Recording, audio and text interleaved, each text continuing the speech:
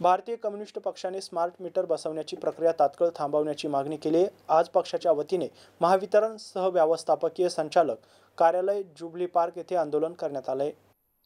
Smart meter लावण्यासाठी ग्राहकांच्या संमतीशिवाय वीज वितरण कंपन्या जबरदस्ती करत आहे, त्यामुळे नागरिकांमध्ये नाराजी पसरली आहे। आधीच वाढलेल्या वीज दरामुळे जनतेचे हाल होत आहेत आणि त्यातच स्मार्ट मीटरमुळे अधिक भार पडणार असल्याचं त्यांनी दिलेल्या निवेदनात नमूद केलंय। या मीटरमुळे सर्वसामान्य वीज ग्राहकांवर अन्यायकारक भार पडत असून अवास्तव वीज बिले आकारली जात आहे। ग्रामीण भागातील शेतकरी आणि शहरी भागातील घरगुती ग्राहकांकडून सातत्याने तक्रारी येत आहेत। कम्युनिस्ट पक्षाने इशारा दिला की सरकारने हा निर्णय मागे घेतला नाही तर राज्यभरात आंदोलन छेडले जाईल। विजेच्या दरवाढीबरोबरच स्मार्ट मीटर लावणे हे जनतेवर दुहेरी अन्याय असल्याचं पक्षाचं म्हणणं आहे। यावेळी advocate Abhay Taksal, comrade Raju Hiwrale, advocate Shaikh Noor, comrade Shaikh Ejaz, Shaikh Ashfaq यांच्यासह भारतीय कम्युनिस्ट पक्ष शहर काउन्सिलचे पदाधिकारी मोठ्या संख्येने उपस्थित होते। आम्ही भारतीय कम्युनिस्ट पक्षातर्फे स्मार्ट मीटर आणि वीज दर वाढीच्या विरोधात प्रत्येक महिन्याच्या पहिल्या बुधवारी सकाळी 10 वाजता जुबली पार्कच्या कार्यालयासमोर निदर्शनं करायला येत असतो। त्याप्रमाणे आज या ठिकाणी जमलेलो आहोत। आमच्या आंदोलनाचा परिणाम काय झाला हे अनेक जण विचारतात। आमच्या आंदोलनाचा परिणाम हा झाला की आता लोकांना स्मार्ट मीटर काय चीज आहे हे कळायला लागलेलं आहे। लोक विरोध करायला लागलेले आहेत आणि बऱ्याच ठिकाणी आता स्मार्ट मीटर लावायला आलेले जे काही ठेकेदार आहेत त्यांना हकलून लावू लागलेले आहेत। परंतु आमचं आंदोलन यासाठी सुरू आहे कारण ज्यांच्याकडे गुपचूप आणि जबरदस्ती स्मार्ट मीटर लावलेलं आहे ते काढून घ्या, या मागणीसाठी आम्ही सतत येत आहोत।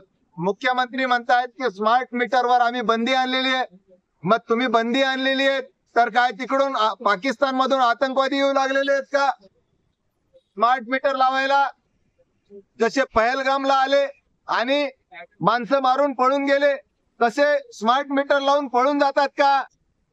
अहो, जे शिकलेले लोक अशा पद्धतीनं भोळ स्टेटमेंट देऊ लागले, नाही मुख्यमंत्र्याचा याच्याशी काही संबंध नाही, सरकारचा याच्याशी काही संबंध नाही।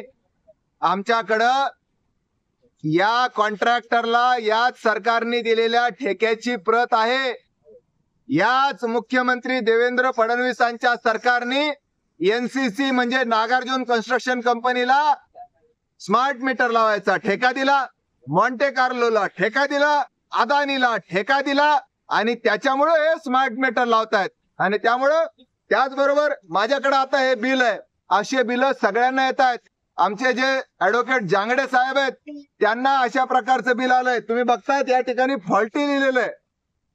या ठिकाणी तुम्ही बघत असाल की मीटर जे आहे मीटर स्टेटस फॉल्टी आणि मीटर फॉल्टी असताना 8,000चं बिल कसं येतं? यांना पूर्वी 1200 रुपयाचं बिल येत होतं, आता हे 8,000 रुपयाचं बिल होऊ लागलेलं आहे। ही फक्त यांचीच कहाणी नाही आहे, ही अनेकांची कहाणी आहे। कोणाला 12,000, कोणाला 50,000 अशा प्रकारची बिलं येतात। स्मार्ट मीटर का ये आने की शुरुआत है।